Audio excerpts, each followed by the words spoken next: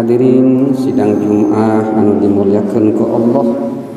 Pada hari ini sakumaha anu ku urang uninga rehna dinten ieu mangrupikeun dinten 10 ka 10 dina bulan Zulhijjah, hari raya Idul Kurban anu dina ieu dinten Allah memuliakan hari ini dengan menyuruh kita untuk melaksanakan sholat sunnah Idul Adha oge nyembelih hewan kurban. Pribados ayeuna hoyong ngabahas sakedik ngeunaan kurban. Kurban secara bahasa ieu tina berasal dari kata qaruba yaqrabu qurbana, hartosna mendekat.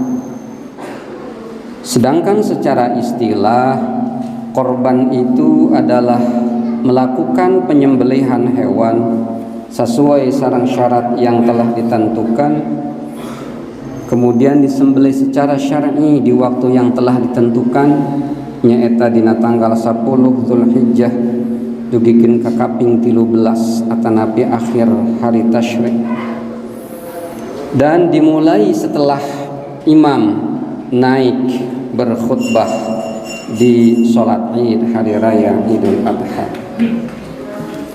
Tina makna dasar kata kurbanan, qaruba yaqrabu kurbanan, jika dilihat dari kata dasar maka kurban itu memperlihatkan sebuah upaya yang aktif.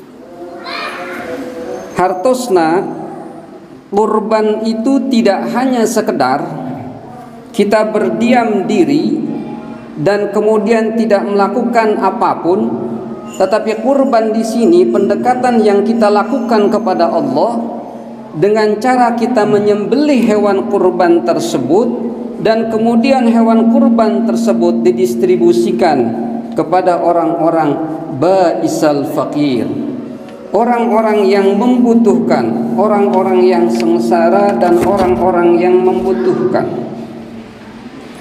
Makna dari kurban tersendiri adalah bahwasanya kita bisa dekat dengan Allah dengan cara kita melakukan sesuatu atau berkontribusi kepada sesama. Karena daging kurban anu kurang disembelih, anu kurang dipencit dina enjing ieu, sareng oge bakal teras dugikeun ka siang aya oge anu enjing. Daging kurban tidak sedikit pun dipersembahkan kepada Tuhan. Tuhan umat Islam tidak senang makan daging kurban dan tidak butuh daging kurban. Berbeda dengan agama-agama tertentu yang melakukan kurban atau persembahan dengan menyajikan hewannya untuk disajikan kepada Tuhan-Tuhan mereka.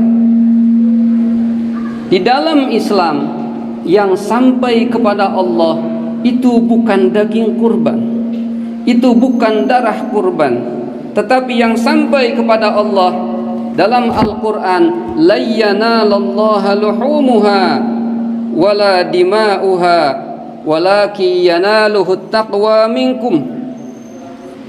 Tidak sampai kepada Allah, henteu dugi ka Gusti Allah daging dan darah kurban.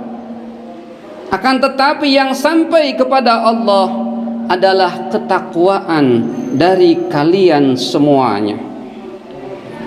Sehingga pesan Islam, kita hanya akan dekat dengan Allah jika kita mendekati orang-orang saudara-saudara kita yang sedang kekurangan.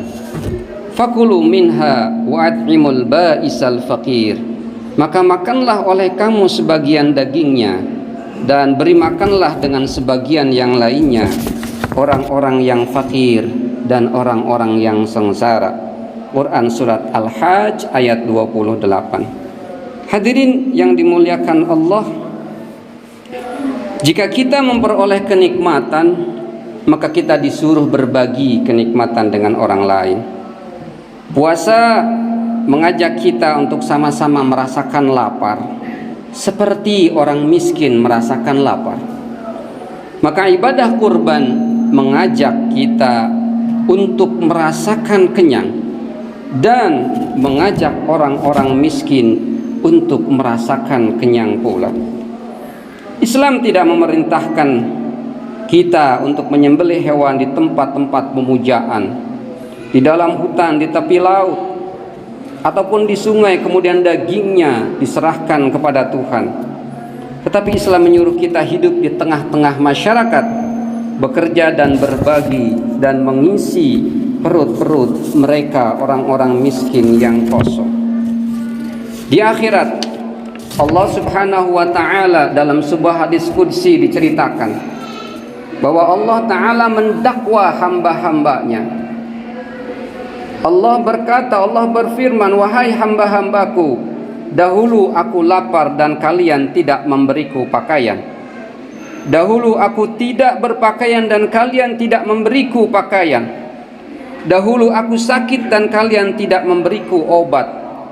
Kemudian hamba yang didakwa berkata, ya Allah, bagaimana mungkin kami memberi pakaian, makanan dan obat-obatan, sedangkan Engkau adalah Rabbul Alamin, Tuhan seluruh sekalian alam.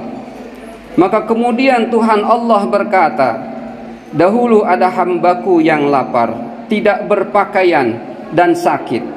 Sekiranya kamu mendatangi mereka, yakni mengenyangkan perut mereka yang lapar, memberikan pakaian untuk menutup tubuh mereka dan mengobati sakit mereka, maka kamu akan mendapatkan aku di situ. Kesimpulannya hadirin dimuliakan ku Allah, tampaknya kita harus terus melanjutkan semangat berkorban di hari raya Idul Adha ini dalam sepanjang hidup kita. Kita lanjutkan semangat berkorban, mendekatkan diri kepada Allah dengan mendekat kepada saudara-saudara kita yang saat ini sedang memerlukan bantuan dan pertolongan. Jadilah kita, kalau dalam bahasa psikologinya, seorang altruis yang senantiasa berpikir dan bertindak untuk kemaslahatan orang banyak, bukan seorang yang egois yang hanya berpikir dan bertindak hanya untuk atas kepentingan dia sendiri. Barakallahu li wa lakum fil Qur'anil Karim wa nafa'ani wa iyyakum bima fihi minal ayati wadh-dhikril hakim wa taqabbalallahu minni wa minkum tilawatahu innahu huwas samiul alim wa qur rabbighfir warham wa anta khairur rahimin.